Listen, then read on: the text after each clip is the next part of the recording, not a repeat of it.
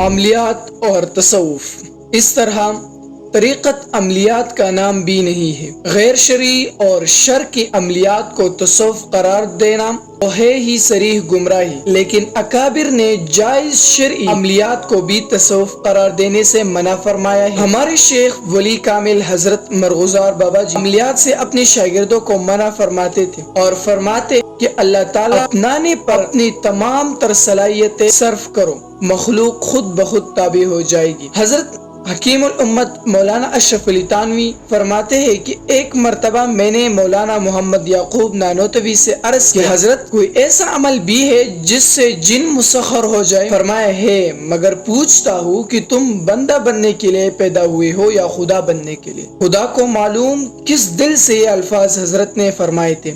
سالہ سال کا شوق ایک منٹ میں ختم ہو گیا، بلکہ اس فن سے ایک درجہ انقباض پیدا ہوا۔ اس لیے میں کہا کرتا ہوں کہ اللہ والوں کی صحبت اختیار کرو، ان کی صحبت کیمیا کا اثر رکھتی ہے۔ حضرت سید شبیر احمد کاکا خیل ماہر فلکیات مد ظلہ عالی فرماتے ہیں تصوف کا عملیات سے کوئی تعلق نہیں، عوام کی غلط فہمی ہے، بلکہ آج کل تو خواص بھی عاملوں کو پیر سمجھ لیتے ہیں اور پیر کو عالم سمجھتے ہیں۔ اگر کہے کوئی پیر ہو جو عامل بھی ہو، شریعت کا پابند ہو، تو اس کا مثال ایسا ہے جیسے کوئی پیر ہو اور وہ ڈاکٹر یا حکیم، انجینئر وغیرہ ہو اور شرعی حدود کے اندر لوگوں کی خدمت کرتے رہے، تو اس کا مطلب تو یہ نہیں ہوا کہ طب، ڈاکٹری وغیرہ پیری کے لیے لازمی ہو۔ ایسی عملیات کا تصوف سے کوئی تعلق نہیں۔ حضرت لاہوری سے منقول ہے کہ انہوں نے اپنے اولاد کو یہ وصیت چھوڑ دی تھی، نہ تو کیمیا میں اپنے وقت لگائے اور نہ عملیات۔ اکابر کی ان اقوال سے واضح ہوا کہ عملیات غیر شرعی کے علاوہ عملیات شرعی بھی تصوف نہیں ہے، بلکہ شرعی حدود کے اندر رہتے ہوئے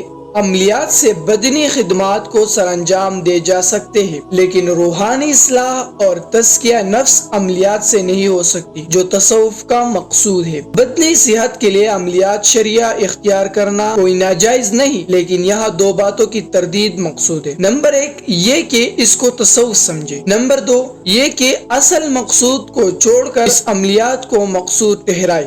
اس طرح حضرت لاہوری کیمیا سے منع کرنے کا مقصد یہ ہے کہ دنیا کے حصول کو مقصود نہ بنایا جائے، اللہ کی معرفت و عبادت کو مقصود بنایا جائے۔ اولیاء اللہ کی شان یہ ہوتی ہے کہ وہ سونے کو مٹی کی طرح سمجھ کر چھوڑتے، یہ نہیں کرتے کہ سونا بنانے کے ہنر اور کمائی کی فکر میں اپنے قیمتی وقت ضائع کرے۔